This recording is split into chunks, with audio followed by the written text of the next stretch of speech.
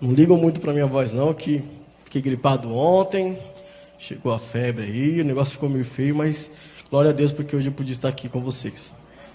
Bom, meus irmãos, eu gostaria que os irmãos, por favor, desculpem, podem se sentar, por favor. Deixar os irmãos em pé aí, depois eu vou arrumar encrenca aí com vocês. No livro de Mateus, capítulo 7, por favor, meus irmãos.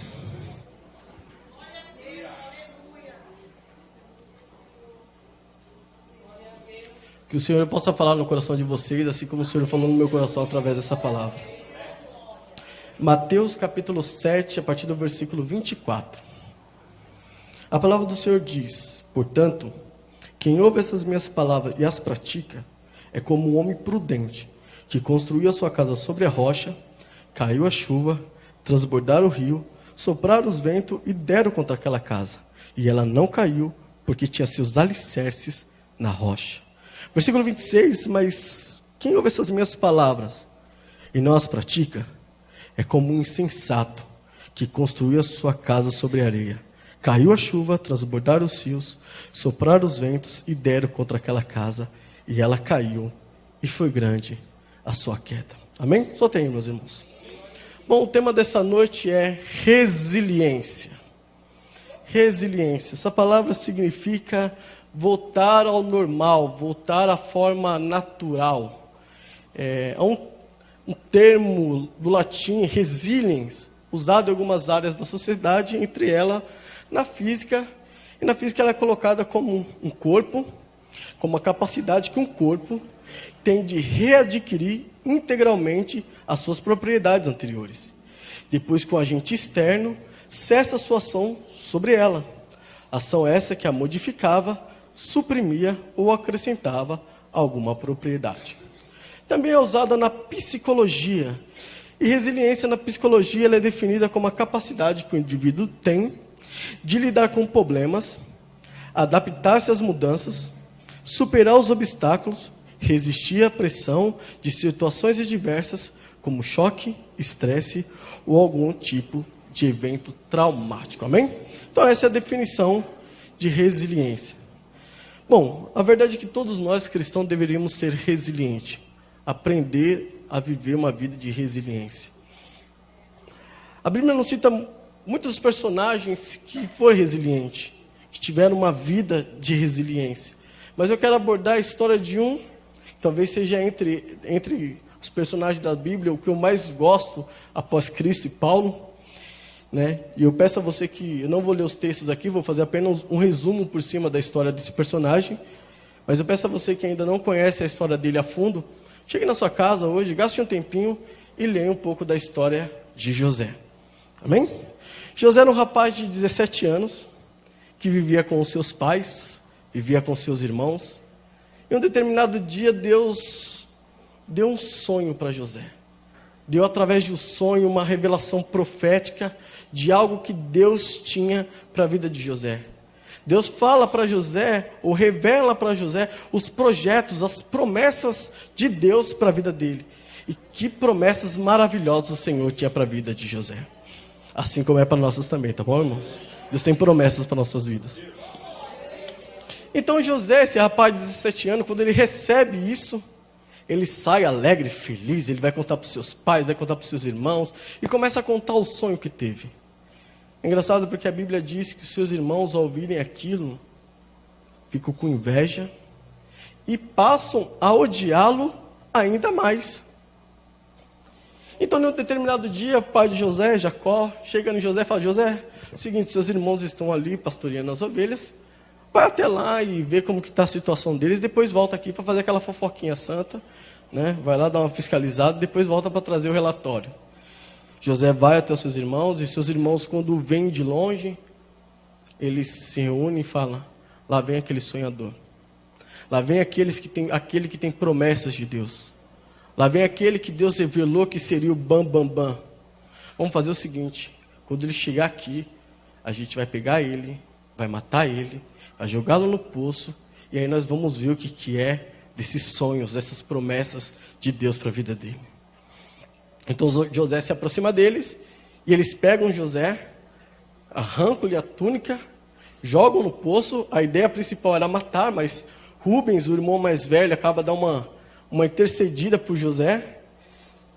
Então eles jogam José no poço. E eu fico pensando o que um rapaz de apenas 17 anos deve ter pensado naquele momento. Eu acho que ele deve ter pensado o seguinte: o que eu fiz? Por que isso está acontecendo comigo? Porque meus próprios irmãos, que é sangue do meu sangue, somos filhos do mesmo pai. Nós crescemos juntos, nós vivemos juntos, nós estamos juntos todos os dias.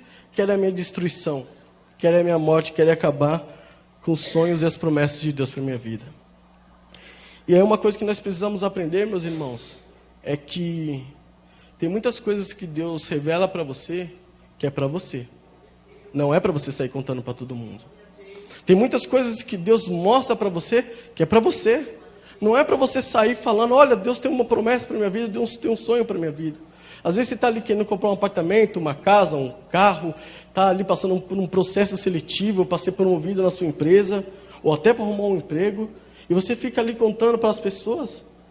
Gente, infelizmente, nem todo mundo que está ao nosso redor quer o nosso bem. É triste falar isso? É triste falar isso. É chato falar isso? É chato. Mas nem todo mundo que está ao nosso redor quer a nossa felicidade. Nem todo mundo que dá um tapinha nas nossas costas, fala, glória a Deus, meu irmão. Ele realmente quer que Deus seja glorificado através da sua vida. Muitas vezes eles estão ali com uma inveja, com ódio, porque Deus tem promessas para a sua vida. Só que eles esquecem que Deus também tem promessas para a vida deles.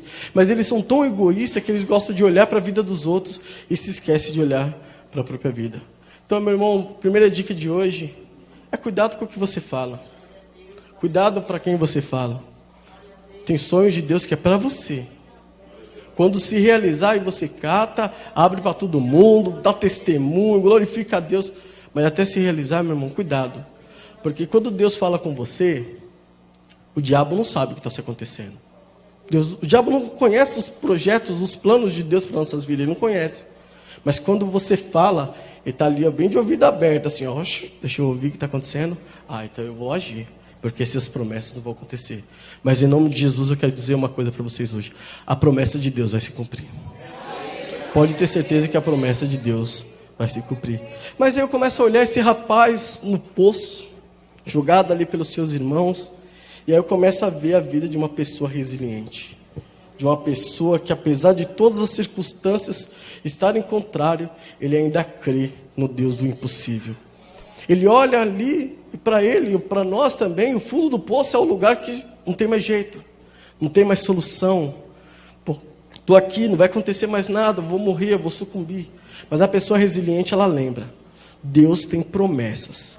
E a palavra de Deus diz que Deus não é homem para que minta, e nem filho do homem para que se arrependa. Acaso Deus promete e não cumpre? Acaso Deus fala e não realiza? Meu irmão, tenha certeza de uma coisa, não importa a situação que você esteja vivendo hoje, se Deus prometeu, Ele é fiel para cumprir. Se Deus disse que vai fazer, Ele vai fazer. Mas eu estou no fundo do poço. Não importa, Deus pode te tirar dali, te colocar no lugar onde Ele tem para você. É só você continuar crendo. Eu sei, às vezes é difícil. Às vezes é difícil. Porque quando a gente estamos ali, puxa, a gente está ali, as coisas estão indo tão, aquela luta. Mas continua confiando no Senhor. Lembre-se de onde veio o seu socorro. O seu socorro vem do Senhor. E aquele rapaz, ele é tirado do poço, vendido como escravo, aí ele é levado para o Egito. No Egito ele é vendido de novo como escravo por um homem chamado Potifar, e vive ali um tempo na casa de Potifar como escravo. Aí a gente começa a ver realmente a diferença das pessoas. José, ele estava como escravo, mas ele não pensava como escravo. José estava como escravo, mas ele não agia como escravo. Ele estava como escravo, mas ele não vivia como escravo. E por que eu digo isso com tanta certeza? Porque quando nós lemos o contexto, a gente vê que José era um cara que se dedicava. José era um cara que trabalhava afinco. José era um cara que se esforçava, que honrava o seu Senhor. E por causa disso, o Senhor o abençoava. Meu irmão, quer ver as promessas de Deus se cumprir para a sua vida? Muda a sua mente.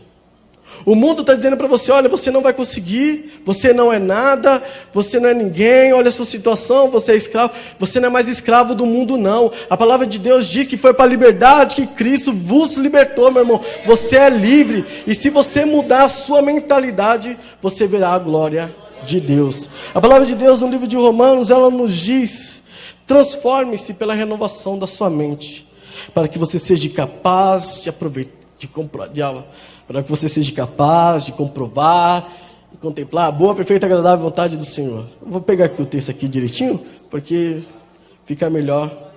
A palavra de Deus no livro de Romanos, capítulo 12, versículo 2 diz: não se amolde ao padrão deste mundo, mas transforme-se pela renovação da sua mente, para que sejam capazes de experimentar e comprovar a boa, perfeita e agradável vontade do Senhor.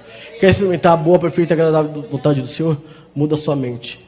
O mundo pode estar dizendo para você, você não vai conseguir, você não é nada, você é escravo. Não, continue fazendo como se estivesse fazendo para Deus. Porque Potifar, quando ele olha a vida de José, ele fala, pô, com certeza Deus está com esse cara, meu. Porque tudo que ele faz prospera, tudo onde que ele coloca as mãos vira ouro. Assim vai ser na sua vida, as pessoas vão olhar e vão ver Deus na sua vida, porque as suas atitudes são diferentes das atitudes dos outros.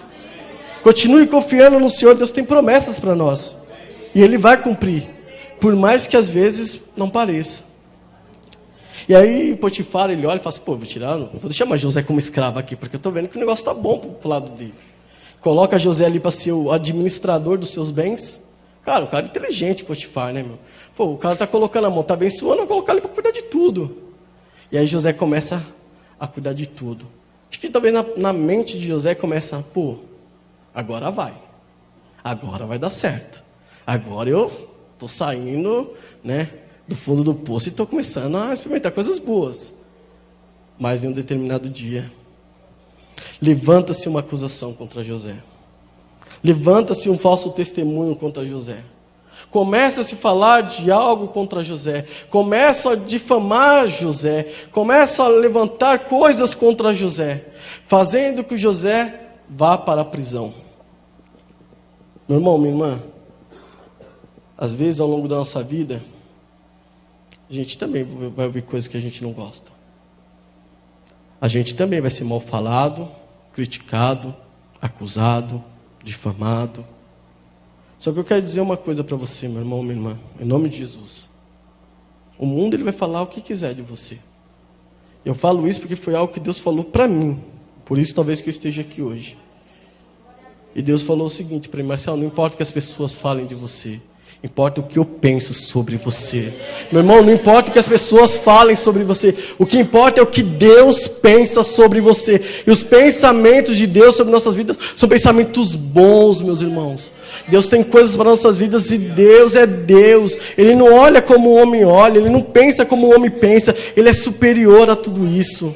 Então não liga, você entristece, machuca, fere, dói.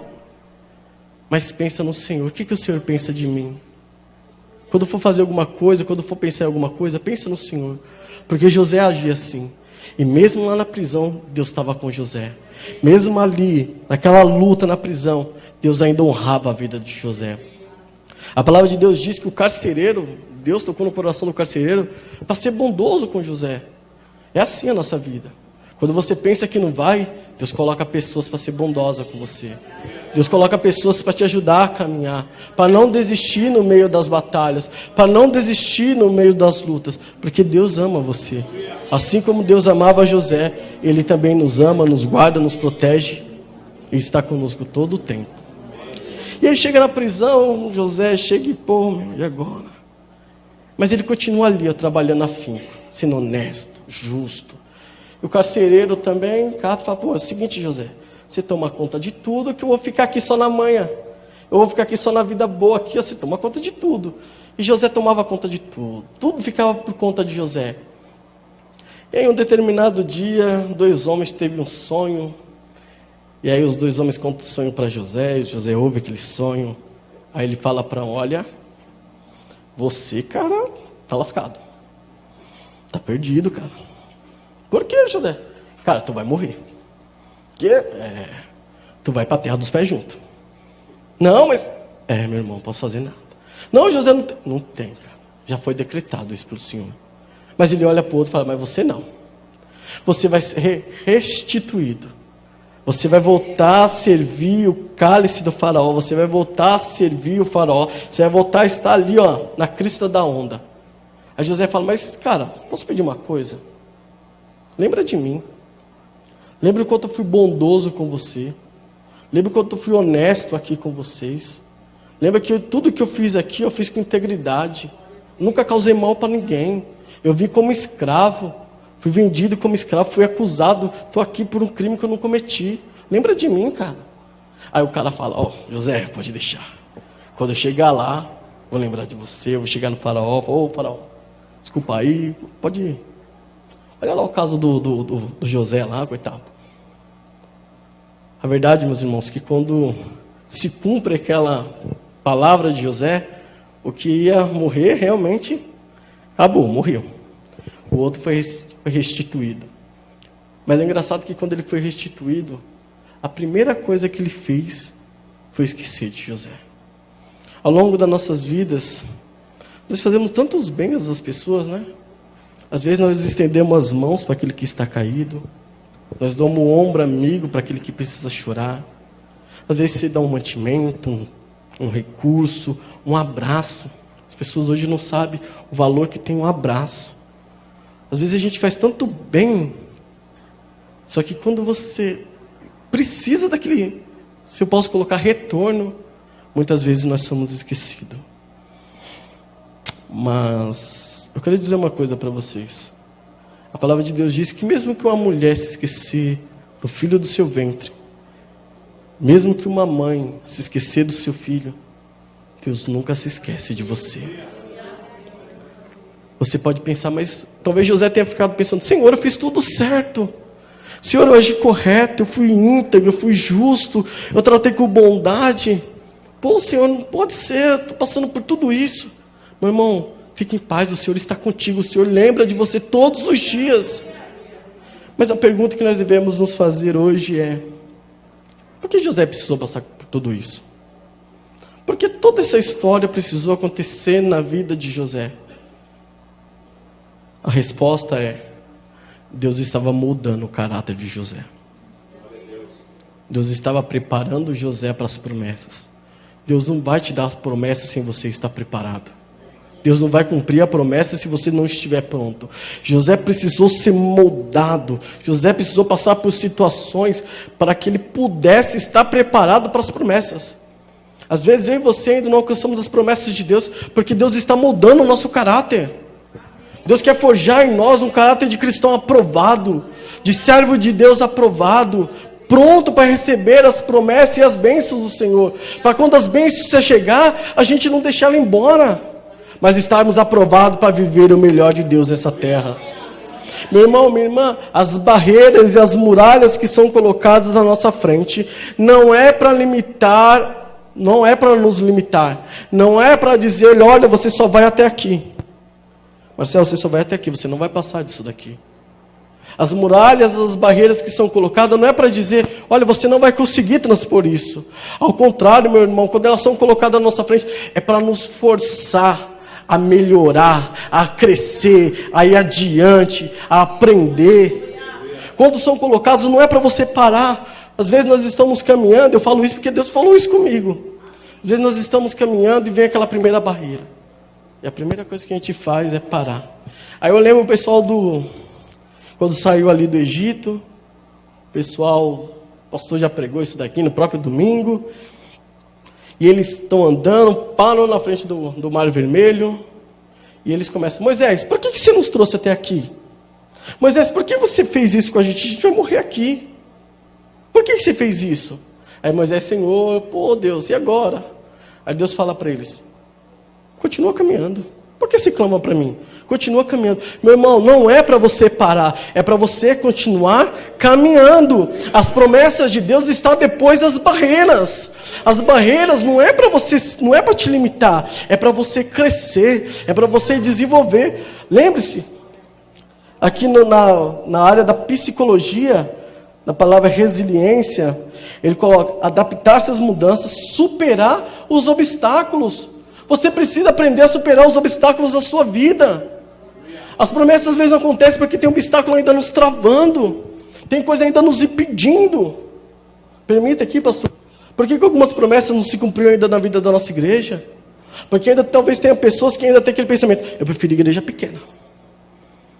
Não, eu prefiro igreja pequenininha porque crescer não é o ideal. Talvez porque ainda tenha pessoas que falam assim: olha, eu não gosto de ir para a igreja e estar com os irmãos. Olha, por que isso? Olha, por que aquilo? Porque eu não dou dízimo, porque eu não dou oferta. Tem coisas ainda que estão limitando, às vezes, as promessas de Deus para nossas vidas, porque nós precisamos aprender a transpor essas barreiras. Meus irmãos, nós somos um corpo. O pastor aqui é o líder da igreja, mas nós somos um corpo, a igreja é um corpo. Quando a promessa for se cumprir, vai se cumprir para todos nós. Opa. Então todos nós temos que estar reunidos nessa mesma promessa. Lembre-se, a Bíblia diz, a Bíblia não, tem um louvor bem bacana que diz: se o mar não se abrir, Deus vai te fazer andar por sobre as águas. Sabe o que isso quer dizer, meu irmão? É que não é para você parar. Deus vai te ajudar a transpor essas barreiras. Deus vai te ajudar a passar por tudo isso que você está passando. Apenas continue crendo. Deus tem promessas na sua vida, mas está depois das barreiras. Continue confiando, seja resiliente. No texto que nós lemos de Mateus capítulo 7, a partir do versículo 24 ali, a Bíblia diz que havia 2 homens. Engraçado que os 2 homens ouvem a mesma palavra, os dois homens recebem as mesmas pregações, os 2 homens têm os mesmos tratamentos, os 2 homens vivem as mesmas coisas, os 2 homens. Um se tornou insensato e o outro se tornou prudente. Sabe por quê? Porque um era resiliente e o outro não. Os 2 ouviram as mesmas coisas. Os 2 passaram pelas mesmas dificuldades. A chuva veio contra os 2, as torrentes veio contra os 2, os vendavais veio contra os 2. A diferença é onde ele está fincado, onde ele está firmado. Se você estiver firmado em Cristo, por mais que as adversidades venham, você vai permanecer. Você pode até ser abalado. Você pode até, quando tem um terremoto, normalmente as casas dão uma mexidinha. Você pode até mexer, mas você não vai cair em nome de Jesus. A Bíblia diz que numa fazenda existe o joio e o trigo. Os 2 são muito parecidos, muito iguais. É muito difícil o olhar do humano saber distinguir. A diferença dos 2 está quando começam os momentos de provações. A diferença do trigo e do joio é que o joio, quando ele é esmagado, apertado, triturado, forçado, quando ele passa pelo moinho, não tem conteúdo dentro dele. Sabe que muitas pessoas acabam e param pelo caminho porque não tem conteúdo dentro dela. No momento da luta e da adversidade, ela desiste. Por quê? Porque não tem nada dentro dela. Agora o trigo não, o trigo é resiliente. O trigo, quando ele é apertado, moído, o trigo, quando ele é forçado, quando ele passa ali pelas lutas, pelas adversidades, pelos choros, pelas lágrimas. A Bíblia não, porque isso não é Bíblia. Eu não fazer que nem um dos candidatos à presidência aí, falar aquilo que não é bíblico, porque pega mal demais. Mas quando o joio ele é triturado, sai conteúdo de dentro dele. Tem conteúdo dentro de você? É isso, o trigo, desculpa, obrigado. O trigo, quando ele é triturado, tem conteúdo dentro dele. Tem conteúdo dentro de você, meu irmão? A palavra de Deus diz: guardei a tua palavra no meu coração. Cara, guardei a tua palavra no meu coração. Para que é necessário guardar a palavra no coração? Para nos dias das lutas você lembrar que Deus tem promessas para a sua vida. Para você lembrar que o meu socorro vem do Senhor. Para você lembrar de trazer à memória aquilo que te traz a esperança. Para você lembrar no dia das lutas e da adversidade que o choro pode durar uma noite, mas a alegria ela vem pela manhã. Para você lembrar que mesmo se você estiver andando pelo vale da sombra da morte, não é para você temer, porque o Senhor está contigo. É para você lembrar, meu irmão, minha irmã, que Deus anda contigo todo o tempo. Para você lembrar que o castigo que nos trouxe a paz estava sobre Jesus. E Deus, na figura de Jesus, Ele humilha-se fazendo homem, habita entre nós, vive aqui entre nós. Ele é condenado injustamente, mas ele paga o preço. Ele é crucificado, ele tem as suas 2 mãos perfuradas, os seus pés perfurados, é colocada uma coroa de espinho em sua cabeça. Sabe por quê? Porque ele nos ama. É para você lembrar que Jesus te ama demais e que ele foi até o fim por você. Ele não desistiu no meio do caminho por você. Para você lembrar que Jesus deixa claro: no mundo vocês terão as aflições, no mundo vocês passarão por dificuldades, no mundo vocês passarão por lutas, no mundo vocês serão perseguidos, difamados, no mundo vocês terão vários inimigos, se levantarão contra você, acontecerá diversas coisas contra a sua vida, mas lembre-se de uma coisa: eu venci o mundo. Jesus fala: no mundo tereis aflições, mas tem de bom ânimo. Eu venci o mundo. E porque ele venceu o mundo, ele nos dá o direito de ser mais que vencedor em Cristo Jesus, meu irmão, minha irmã. Lembre-se de uma coisa: o Senhor não está comigo, com a gente, comigo e com você no domingo. Ele não está comigo e com você aqui nessa terça. Ele está conosco todos os dias até a consumação do século. Seja na alegria, seja na tristeza, seja no momento de riqueza, no momento de pobreza, no dia de doença, no dia de saúde. Deus está com você todo o tempo. Todo o tempo Ele está comigo e com você, meu irmão. E uma coisa é certa: Deus cumpre as promessas dEle. Eu sei, às vezes é difícil. Eu fico imaginando a vida de José. Tudo aquilo que ele passou forjou nele um caráter aprovado. E do dia para a noite, no estralar de dedo, ele dormiu como um preso. E no dia seguinte ele era governador do Egito. Imagina o que Deus pode fazer pela mim e pela sua vida. Aquele mesmo Deus que estava com José, aquele mesmo Deus que tirou José do poço, aquele mesmo Deus que guardou a vida de José e dos seus irmãos, aquele mesmo Deus que estava com José em todo o tempo, é o mesmo Deus que está aqui hoje, dizendo para mim e para você: eu vou cumprir as promessas na tua vida. Eu vou cumprir as promessas na sua vida. Apenas aprenda a ser resiliente. Não pare pelo caminho. Tem lutas, meus irmãos. Às vezes a luta é dentro de casa. Às vezes a luta é no trabalho. Às vezes a luta é na faculdade. Tem lutas. Mas essa luta está forjando em você um caráter de cristão aprovado. Convido vocês a curvar a sua cabeça por um instante. Feche seus olhos, por favor.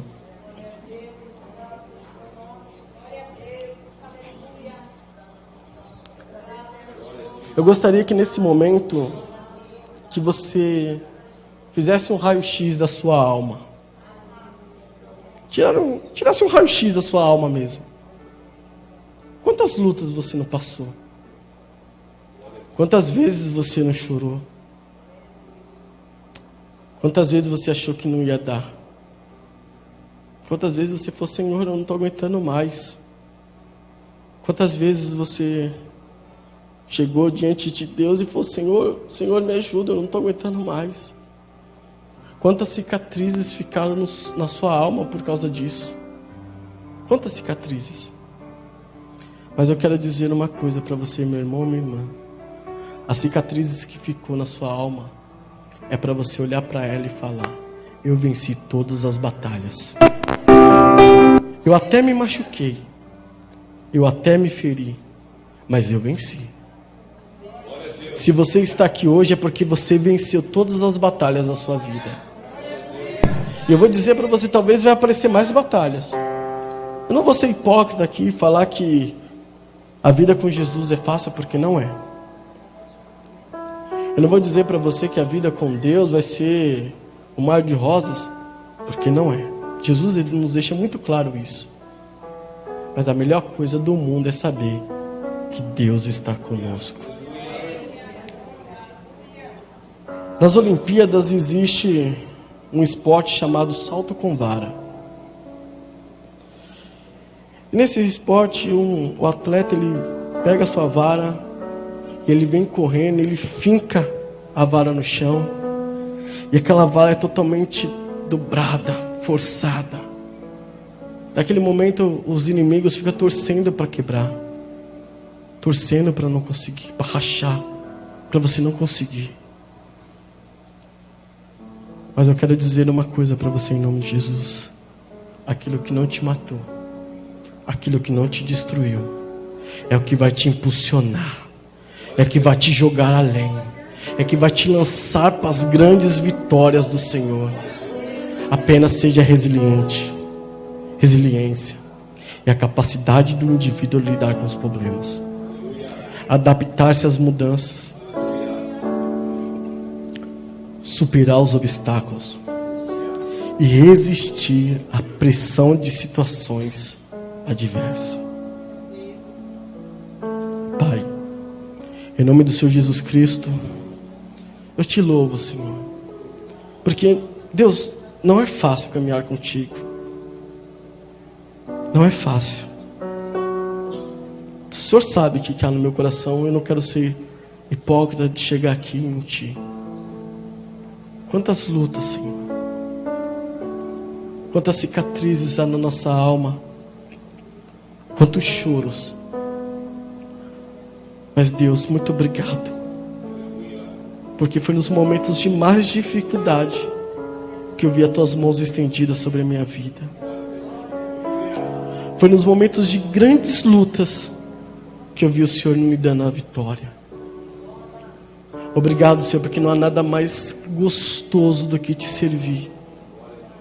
Não há nada mais prazeroso do que estar diante da tua presença, Pai. Senhor, eu quero pedir pela vida desses meus irmãos que aqui estão. Só o Senhor e eles sabem as lutas que eles têm enfrentado, as batalhas que eles têm travado. Quantos choros talvez, Senhor, ao longo da noite. Quantas lágrimas têm caído. Senhor, alguns às vezes estão doentes, pedindo que o Senhor dê a cura. Alguns estão com problemas financeiros. Eu não sei o que se passa com o seu povo, Deus, mas o Senhor sabe.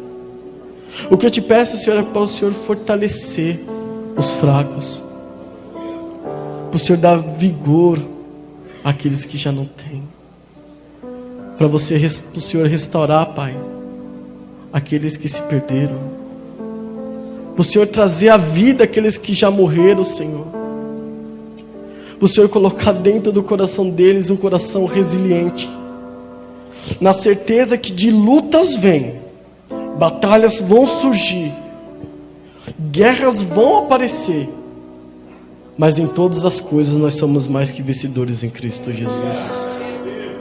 Obrigado, Jesus. Obrigado, Espírito Santo, porque se não é vocês nos ajudando nas nossas batalhas, o que seria de nós? Se não fosse o Senhor nos conduzindo nas caminhadas, o que seria de nós? Quantas vezes, Senhor, nós pensamos, eu estou no fundo do poço, mas o Senhor nos tira de lá com o braço forte. Oh Deus, cumpra a tua promessa no meio do teu povo, Senhor. Oh Deus, cumpra as tuas promessas no meio da tua igreja. Realiza em nós, Senhor, realiza em nós o teu querer e o teu realizar, Pai. Obrigado, Senhor.